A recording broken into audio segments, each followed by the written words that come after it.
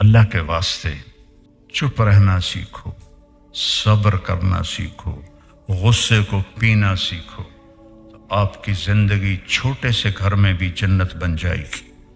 میں پڑھ رہا تھا کتاب، پڑھتے پڑھتے ذرا مجھے تھکن ہوئی، میں نے کتاب بند کی اور آنکھ اوپر کی تو ہم ایک بس کو کراس کر رہے تھے۔ اس کے پیچھے لکھا ہوا تھا دل، بہت بڑا کر کے دل، آگے لکھا تھا برائے فروخت، نیچے لکھا تھا قیمت، آگے لکھا تھا ایک میٹھا بول۔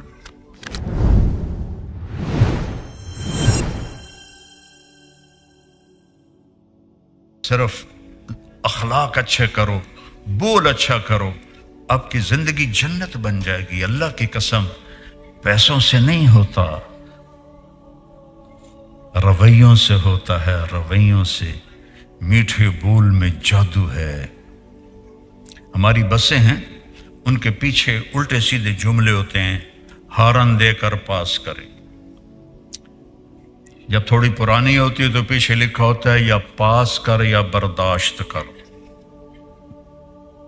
جب تھوڑی اور پرانی ہوتی ہے تو پیچھے ایک ملنگ بنا ہوتا ہے اور لکھا ہوتا ہے نہ چھیڑ ملنگانو۔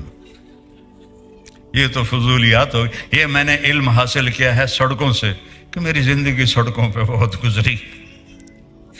ایک بس نے سارے دھونے دھو دیے۔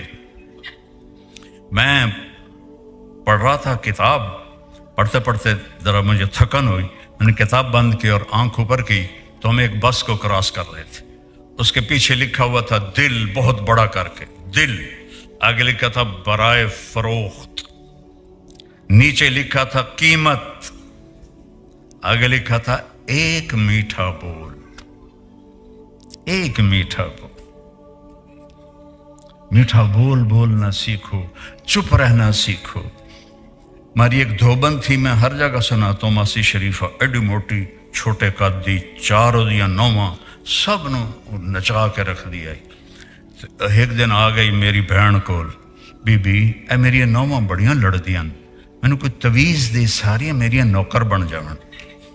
ساس کی تمنا ہوتی ہے کہ بہو نوکر بن جائے، بہو کی تمنا ہوتی ہے کہ ساس میرے نیچے لگ جائے، بہو بیٹی بن جائے، ساس ماں بن جائے، تو کتنا اچھا رشتہ ہے۔ میں نے اپنی 2 بیٹیاں روانہ کر دی اور اپنے بیٹے کے لیے ایک بیٹی لے کر آیا۔ تو اس کو میں اپنی بیگم سے کہتا تھا کہ بیگم تیرے اخلاق کا پتہ چلے گا جب تیری بہو آئے گی۔ بیٹیوں کے لیے تو ہر ماں فدا ہوتی ہے، قربان ہوتی ہے، جب تیری بہو آئے گی نا پھر میں دیکھوں گا کہ تیرے اخلاق کیا ہیں۔ اور اللہ کے فضل سے اس نے پورا کر کے دکھایا، بڑھ کے دکھایا۔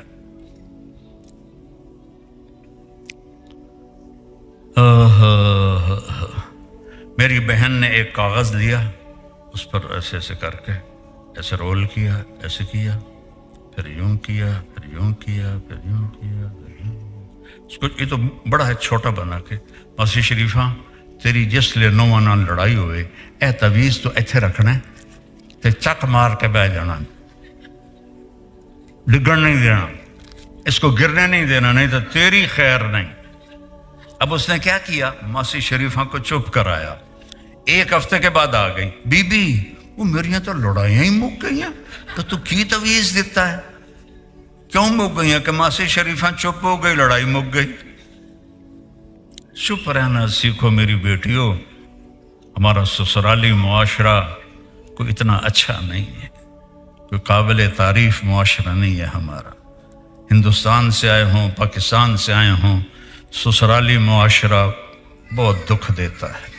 اللہ ماشاءاللہ کہیں لڑکیاں بڑی شیرنی نکل آتی ہیں، ورنہ عام طور پہ سسرالی معاشرہ نا انصافی کرتا ہے۔ میرے نبی نے فرمایا یہ میرے مدینے کے صحابہ بڑے اچھے لوگ ہیں۔ عجیب حدیث یاد آئی، میرے مدینے کے صحابہ بڑے اچھے لوگ ہیں۔ کیوں یا رسول اللہ؟ کہ جس کی بیٹی کو بیاہ کے لاتے ہیں نا، اس بچی کو یہ پتہ نہیں لگتا کہ میں ماں باپ کے گھر ہوں یا سسرال کے گھر۔ یہ سیکھو، درگزر کرنا سیکھو۔ عورت کو اللہ نے زیادہ نازک بنایا ہے، قربانی زیادہ ہے، ماں چھوڑی، باپ چھوڑا، بہنیں چھوڑی، بھائی چھوڑے، سہیلیاں چھوڑی، گھر چھوڑا، عادات چھوڑی، اور ایک پرائے گھر میں جا کے چلی گئی۔ چوتھے دن ہی اس پر چڑھائی شروع ہو جاتی۔ پہلے تو پتر نو سنگت چال ہے تو بیوی دی کچھ چی وڑیا رہ جاندہ، ماں نو تو پوچھتا ہی نہیں، اور اس پر طلاقیں ہو گئیں۔ تو اللہ کے واسطے اب میرے بچے بھی بیٹھے ہو، بیٹیاں بھی بیٹھے ہو، بھائی بہنیں بھی بیٹھے ہو، چپ رہنا سیکھو، صبر کرنا سیکھو، غصے کو پینا سیکھو، آپ کی زندگی چھوٹے سے گھر میں بھی جنت بن جائے گی۔ آپ محل کھڑا کر دیں، نہ آپ کی زبان اچھی ہو نہ بیوی کی زبان اچھی۔ چند سال پہلے ایک میرے دوست ہیں، 10-12 ارب کی پارٹی ہیں، وہ کہنے لگے جی ایک خاتون آپ سے ملانی ہے، یہ انگلینڈ میں رہتی ہیں، اور میرے جیسے 200 آدمی اس کے خاوند کی جیب میں آ سکتے ہیں۔ خود وہ 10-12 ارب کی پارٹی ہے، وہ کہہ رہے ہیں میرے جیسے 200 اس کے خاوند کی جیب میں آتے ہیں۔ میں کہا ملا دیو، میں کہڑا کوئی پاؤنڈ لینے۔ تو وہ آئی اور تھوڑے دیر بعد رونے لگی، کہنے لگی مولانا میری کیا زندگی ہے، لوگ سمجھتے ہیں میں بڑی خوش قسمت ہوں، بڑا پیسہ ہے، بڑی گاڑیاں ہیں، بڑے زیور ہیں، میرے خاوند کا سلوک ہی اچھا نہیں تو میں آگ لگاؤں۔ اس کو سلوک نہیں ملا، باقی سب کچھ ملا، تو ایک اجنبی کے سامنے بیٹھی رو رہی ہے۔ کچھ مہینے بعد میں کراچی جا رہا تھا تو جہاز میں ایک نوجوان ملا، مولانا اللہ نے چھوٹی عمر میں بہت رزق دے دیا، عزت بھی ہے، لیکن میں اپنے گھر میں اتنا دکھی ہوں، اگر میرے بچے نہ ہوتے تو میں بیوی کو طلاق دے دیتا۔ میں نے کہا کیا ہوا؟ کہ اس کی 30 فٹ لمبی زبان ہے۔ میں کہا 29.5 فٹ کٹ دے تو باقی منہ چران دے۔ ایک خاوند کی وجہ سے رو رہی ہے، ایک بیوی کی وجہ سے رو رہا۔ میرے عزیزو، آپ کا سکھ چین آپ کے سلوک میں چھپا ہوا ہے، آپ کے سلوک میں چھپا ہوا ہے۔ باقی اصل زندگی تو جنت میں ملے گی جہاں کوئی لڑائی نہیں ہوگی۔ لڑائی نہ ہو یہ تو ہوتا ہی ہے۔ نبیوں کے بعد سب سے بڑا جوڑا ہے علی و فاطمہ، ان سے بڑا جوڑا کوئی نہیں۔ میرے نبی تشریف لائے بیٹی کے گھر، وہ ایسے بیٹھی، بیٹا کیا ہوا؟ کہ میرا اور علی کا جھگڑا ہو گیا، اب اس سے بڑا گھرانہ میں کہاں سے پیش کروں؟ تو آپ نے کہا علی کدھر ہے؟ کہ باہر نکل گئے۔ اب آپ نے یہ نہیں کہا کہ میں سسر ہوں، میں کیسے داماد کو بلاؤں؟ آپ خود ڈھونڈنے گئے تو آپ مسجد میں لیٹے ہوئے تھے، تو ہم نے کہا قم یا ابا تراب، ابو تراب اٹھو۔ مٹی لگی ہوئی تھی، تراب مٹی کو کہتے ہیں۔ حضرت علی فرماتے ہیں مجھے یہ لقب پوری دنیا مل جانے سے بھی زیادہ محبوب ہے۔